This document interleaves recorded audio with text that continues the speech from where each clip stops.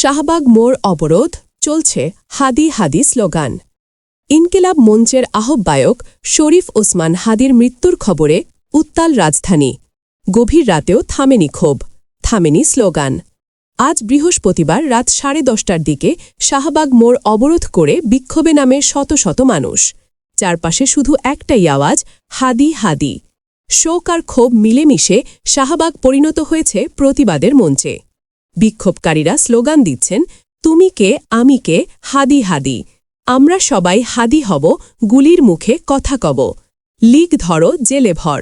স্লোগানে স্লোগানে তারা জানিয়ে দিচ্ছেন এই মৃত্যু তারা মেনে নিতে রাজি নন।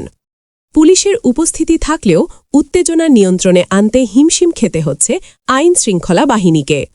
শাহবাগ দিয়ে যান চলাচল বন্ধ হয়ে পড়ে, দুর্ভোগে পড়েন সাধারণ মানুষ। শরীফ ওসমান হাদি ছিলেন ইনকিলাব মঞ্চের মুখপাত্র এবং ঢাকা ৮ আসনের সম্ভাব্য স্বতন্ত্র প্রার্থী।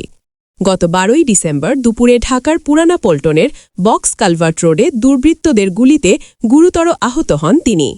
মাথায় গুলিবিদ্ধ অবস্থায় প্রথমে তাকে ঢাকা মেডিকেল কলেজ হাসপাতালে নেওয়া হয়।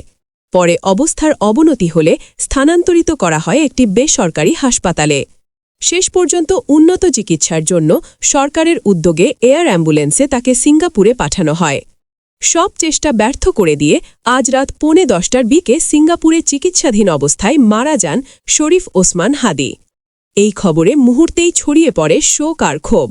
অনেকের চোখে পানি, অনেকের কণ্ঠে আগুন। বিক্ষোভকারীরা বলছেন এই মৃত্যু কোনো সাধারণ মৃত্যু নয়, এর বিচার না হওয়া পর্যন্ত রাজপথ ছাড়বেন না তারা। শাহবাগে জমে ওঠা এই প্রতিবাদ শুধু একজন নেতার মৃত্যুর শোক নয়, এটি হয়ে উঠেছে ক্ষোভের বিস্ফোরণ। রাত বাড়লেও থামেনি স্লোগান, থামেনি অবরোধ। রাজধানীর প্রাণকেন্দ্রে দাঁড়িয়ে মানুষ যেন একটাই প্রশ্ন ছুড়ে দিচ্ছে, হাদির মৃত্যুর দায় কে নেবে?